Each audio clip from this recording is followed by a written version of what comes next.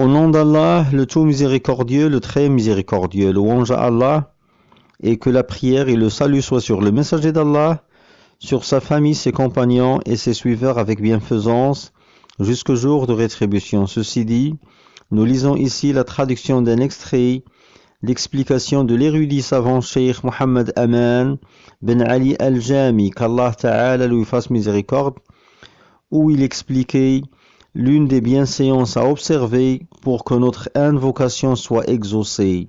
Il dit, Rahimahullah,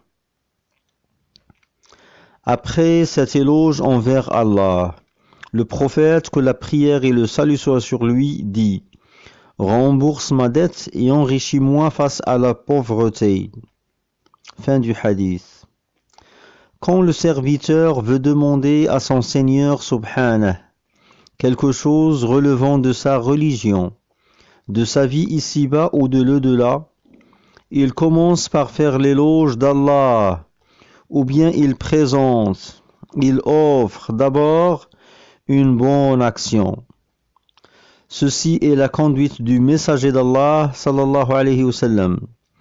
Si tu veux requérir quelque chose de ton Seigneur Subhanah, commence avant la requête par l'éloge d'Allah, par ses noms et attributs, comme dans cette invocation, c'est-à-dire du prophète.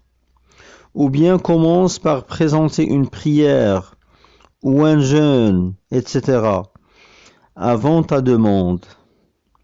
Comme dans l'anecdote de l'aveugle, quand il voulut implorer Allah de lui faire recouvrer la vue.